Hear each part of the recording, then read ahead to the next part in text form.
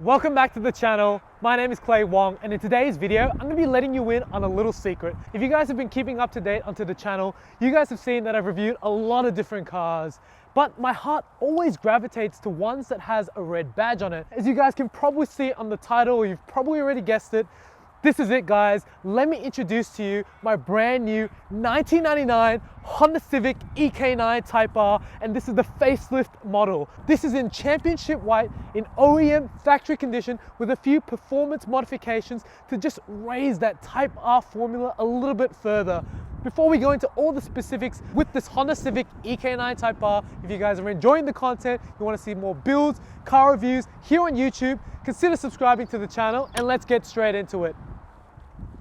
So this is it, guys. This is the front end of the Ek9. This is pretty much factory standard. You've got a few enhancements like the Seeker carbon fiber front lip. You've got the Ek9 grille, the Ek9 headlights. A lot of these things came factory fitted on this car.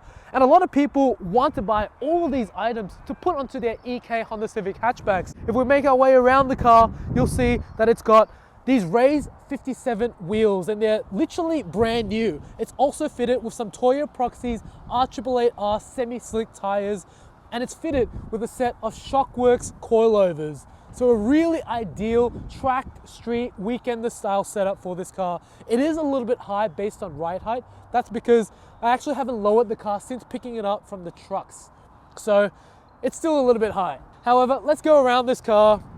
You can see it's got the power side mirrors, and these actually open and close electronically. This car has a Seeker V2 carbon fiber rear wing, a really special and rare JDM part. You've got the Ek9 taillights, the red badges, the sticker. Here you've got an Ek9 rear lift, as all of these Ek9s do have, but it's also coupled with a Mugen stainless steel catback exhaust to just accentuate that B series motor in this car. And since we're on the topic about motors, let's jump up to the front and show you guys what's under the hood of this car, because that's what makes this car truly special.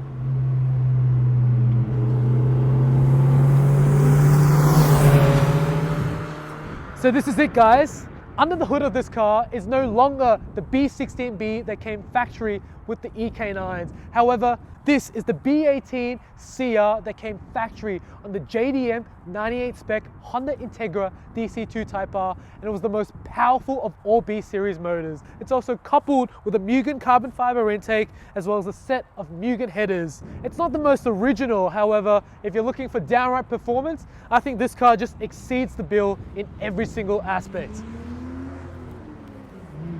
Alright guys, I'll show you guys the interior really quickly. I think it's one of the best aspects about this Ek9. It is in truly fantastic condition.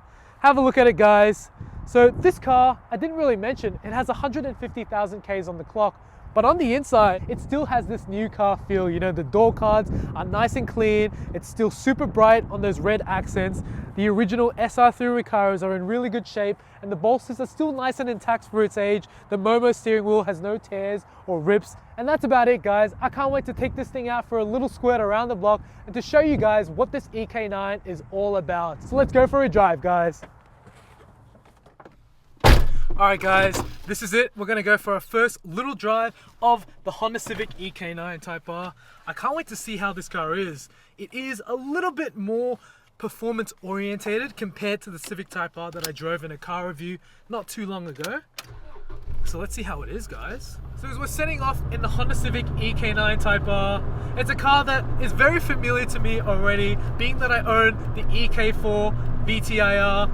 It's a very similar car in most aspects. However, I think it's when you start to ring out this car, that's when the Type R magic lies. And as we're cruising and just finding my own in this car, you know, it's a very easy car to cruise around in.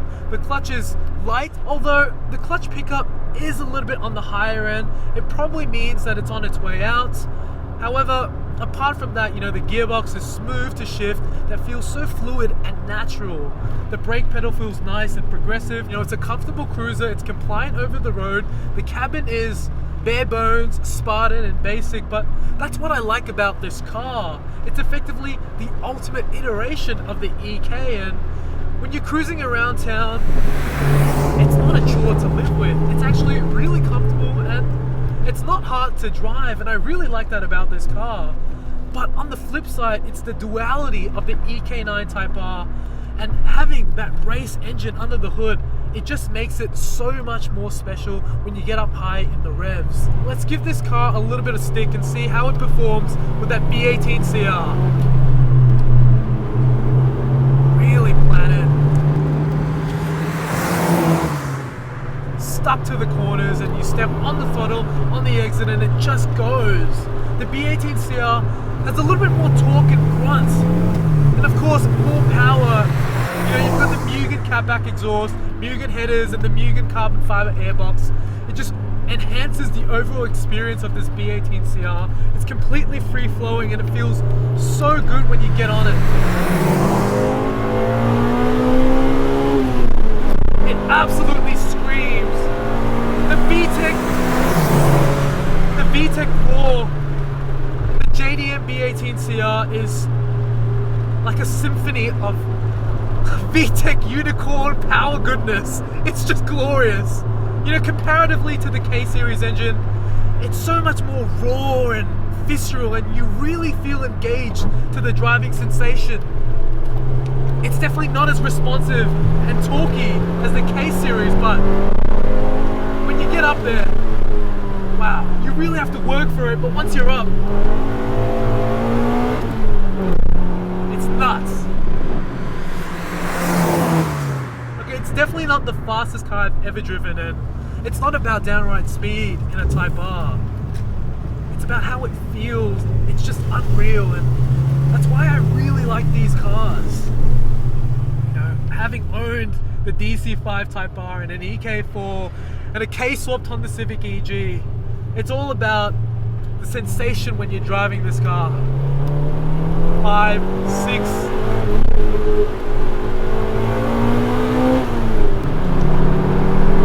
You just step on the power throughout the entire corner. It just looks.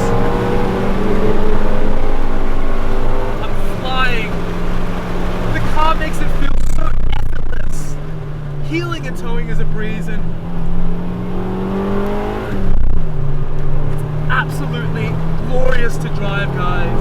Okay, I think I was doing it an injustice for driving it so slowly and just cruising around, because once you get up there, there's so much confidence, and it just makes you want to drive harder.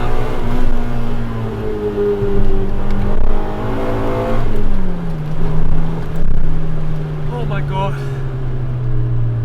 Wow.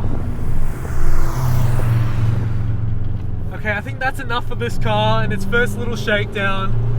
It really just is, I can't even speak right now. It really is just a testament to how well Honda had engineered these cars way back in the 90s, and with just an engine swap, or even factory with the B16B, they're just such potent vehicles.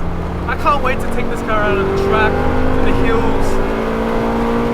It's just a tribute to how Honda engineered these cars way back in the late 90s. You know, the EK9 is the third and final iteration of the initial trio of the Type R legends. In 95 when the NSXR came out, and then in 96 when the Honda Integra DC2 Type R came out, and then finally the 1997 Honda Civic EK9 Type R. Having them sold only in Japan made them very exclusive, and with importation laws changing and these cars becoming a little bit older, they're now eligible for import, and I'm so happy to be an owner of this car right now. It really is just so much fun.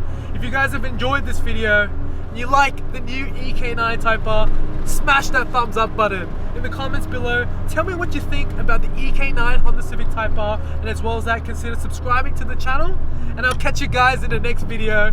Please take care. Bye for now.